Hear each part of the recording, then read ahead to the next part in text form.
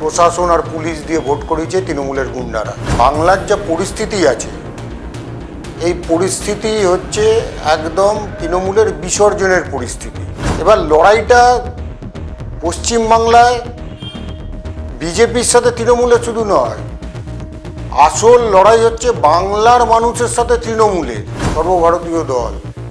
এটা এরা মূল্য বুঝবে না, কারণ এটা এই পশ্চিমবাংলার বাইরে কোথাও নেই। আজকে শিক্ষা ব্যবস্থা পুরো জেলে ছিল, স্বাস্থ্য ব্যবস্থা জেলে, খাদ্য ব্যবস্থা জেলে। ভারতের নাগরিক ভারতবর্ষের সরকার ঠিক করবে, মুসলিম ওপার বাংলার রোহিঙ্গারা এসে সরকার ঠিক করবে, এটা আমরা মানতে পারছি না, মানতে পারবো। আমাদের বিধায়কদের কোনো কাজ করতে দেওয়া হয় না। আপনি যে বিধায়ক যে গিয়ে এলাকায় কাজ করবে, সেই কাজটুকু করতে দেয় না এই রাজ্য সরকার। আমি প্রথমেই বিহারের জনসাধারণকে এখান থেকে আপনাদের মাধ্যমে ধন্যবাদ জানাবো, কারণ তারা নরেন্দ্র মোদী এবং নীতিশ কুমারের ওপর আস্থা রেখেছে, ভরসা রেখেছে, বিশ্বাস রেখেছে। কারণ ডবল ইঞ্জিনের সরকার বিহারে যেভাবে উন্নয়ন করেছে, অনেকের কাছে অপ্রত্যাশিত হলেও আমাদের কাছে প্রত্যাশিত ছিল। কারণ গ্রাউন্ড রিয়ালিটি যা ছিল, সেখানে বিরোধীরা কোনো ধারে কাছেই ছিল না। বিহারে এত উন্নয়ন হয়েছে, আর উন্নয়ন একদম নিচু তলায় অবধি পৌঁছেছে, তার জন্য আজকে এই ফলাফল। আর বিরোধীদের কোনো সংগঠন নেই, কোনো এজেন্ডা নেই, কিছুই নেই, মানুষ ভোট দেবে কেন? আর অবাস্তব সব ম্যানিফেস্টো মানুষ বিশ্বাস করবে কেন?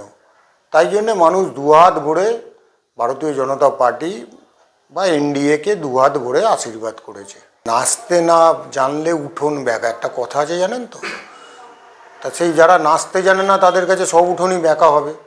তো এত যখন পরিসংখ্যা দিচ্ছে, এত কিছু হচ্ছে, নির্বাচন কমিশনে যাক, সুপ্রিম কোর্ট আছে সেখানে যাক, সেখানে গিয়ে তারা বলুক না, কে বারণ করেছে? বিহারের একটা হাওয়া তো আসবেই পশ্চিমবাংলায়, কারণ বর্ডার এরিয়া আমাদের। আর দুই হচ্ছে এখানে প্রচুর বিহারিও থাকে।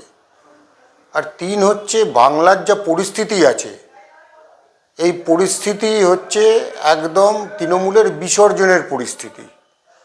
কারণ সেটা আমরা আঁচ করেছিলাম যে আরজি করের যে ঘটনা, আর সেই ঘটনার পরে মানুষ যেভাবে নেমেছিল, আজকে সেটাকে তৃণমূল কংগ্রেস, এই সরকার বিভিন্নভাবে ধামাচাপা দিয়েছে, অন্যায়ভাবে, অন্যায্যভাবে। তা বাংলার মানুষ এখন ফুঁসছে। এবার লড়াইটা পশ্চিমবাংলায় বিজেপির সাথে তৃণমূলের শুধু নয়, আসল লড়াই হচ্ছে বাংলার মানুষের সাথে তৃণমূলের। আর এই বাংলার মানুষের লড়াইয়ে আমরা পাশে আছি, আর বাংলার মানুষও আমাদের পাশে আছে। তাই বাংলার মানুষই তৃণমূল কংগ্রেসের এই পশ্চিমবাংলা থেকে আগামী 2026-এ বিসর্জন করবে, নিশ্চিত থাকতে পারেন। দেখুন, মানুষ স্বপ্ন দেখতে ভালোবাসে, আর বাংলার মানুষ এখন সোনার বাংলার স্বপ্ন দেখছে।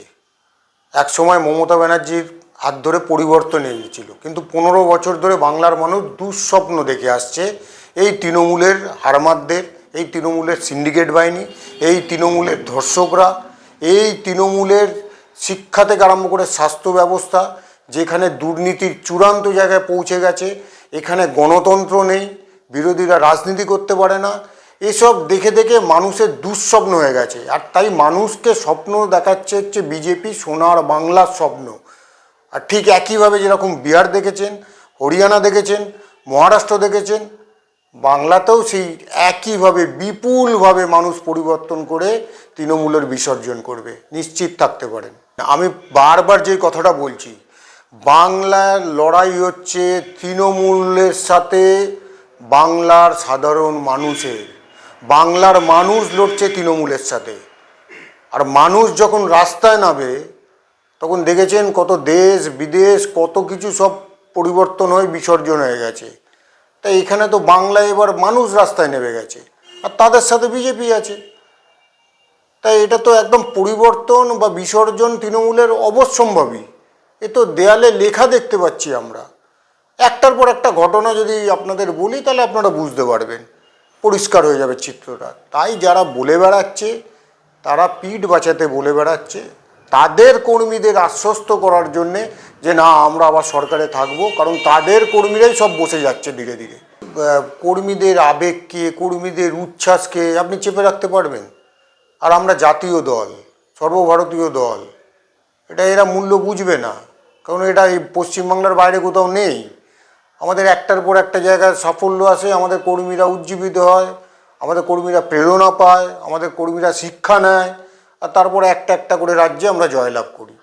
সেখান থেকে কর্মীরা যেভাবে বিহারে জিতেছে, জয়লাভ করেছে, আগামী দিনে সেখান থেকে রসদ পাচ্ছে, ওখান থেকে শিক্ষা নিয়ে বাংলায় লড়বে, তারপরে বাংলাতে আবির খেলা হবে। আমরা যখন যদি 2018-তে যান পঞ্চায়েত, আমাদের কেউ ধর্তব্যে ধরেনি। আমরা তো জেলা পরিষদগুলোও দখল করে নিলাম তৃণমূলের ওই অত্যাচারে, মানে পুরো প্রশাসন আর পুলিশ দিয়ে ভোট করিয়েছে তৃণমূলের গুন্ডারা, তারপরেও আমাদের আটকাতে পারেনি। তারপর আপনারা চলে যান 2019-এ, আপনারা অনেকে বলেছিলেন যে, কেউ বলছে 2টো সিট, কেউ বলছে 5টা সিট, আমরা বলেছিলাম 20টার কাছাকাছি সিট পাবো। দেখুন 18টা সিট পেয়েছিলাম, আর 2টো সিট এদিক ওদিকের অল্প মার্জিনে হেরে গেছিলাম, আরামবাগ আর মালদার। এবারে আপনি দেখুন 2021-এর আগে আমাদের কটা বিধায়ক ছিল? 3টে বিধায়ক ছিল। তা 3টে বিধায়ক থেকে আমরা 77টা বিধায়কে গেছিলাম। তা আমরা যারা কোথাওই ছিল না ধরে রাখুন তর্কের খাতিরে, তা তারা তো দ্বিতীয়, এখন বিরোধী পক্ষ। আপনি 4th থেকে 1স্টে যাওয়া একটা আলাদা মিরাকেল, কিন্তু 2nd থেকে 1স্ট হওয়া এটা কোনো বিষয় নয়। আর বাংলায় যেখানে একটার পর একটা এই সরকার যেভাবে দুর্নীতি করেছে, তার প্রমাণস্বরূপ দেখুন না। আজকে শিক্ষা ব্যবস্থা পুরো জেলে ছিল, স্বাস্থ্য ব্যবস্থা জেলে, খাদ্য ব্যবস্থা জেলে ছিল, স্বাস্থ্য ব্যবস্থা জেলে, খাদ্য ব্যবস্থা জেলে। তাহলে আর কি বাকি আছে? এখানে শুধু কমিশনের সরকার, কাটমানির সরকার, আর সেটা মুখ্যমন্ত্রী নিজে স্বীকার করছেন। তাহলে বাংলার মানুষ বুঝতে পারবে না বাংলার মানুষ আগামী দিনের ভবিষ্যৎ কী আছে? এখানে কোনো ভালো চাকরি বাকরি নেই, কর্মসংস্থান নেই। এখানকার যত শিক্ষিত ব্রেন ড্রেন হয়ে যাচ্ছে, বাইরে চলে যাচ্ছে। এখানে চিকিৎসা ব্যবস্থা দেখুন, সব বাইরের রাজ্যে গিয়ে ভেলোর, হায়দ্রাবাদ, ম্যাড্রাস ভরে যাচ্ছে বাঙালিতে। তা প্রত্যেকটা ক্ষেত্রে তো ব্যর্থ। আর তার সাথে যারা গণতন্ত্র নিয়ে কথা বলছে, তারা গণতন্ত্রকে এখানে তারা গণতন্ত্রের লুটপাট করছে। আর আমাদের প্রাণপণ লড়াই হচ্ছে এই গণতন্ত্রকে আমরা বাঁচাবো।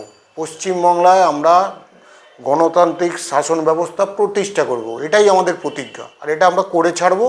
বাংলার মানুষ আমাদের সাথে আছে। ধোকা দেওয়ার কী আছে? তখন তার পরিবেশ পরিস্থিতি ছিল, একটা পার্টি 3টে বিধায়ক থেকে 77টা বিধায়কে চলে যাচ্ছে, এটা ইয়ার্কির ব্যাপার নয়।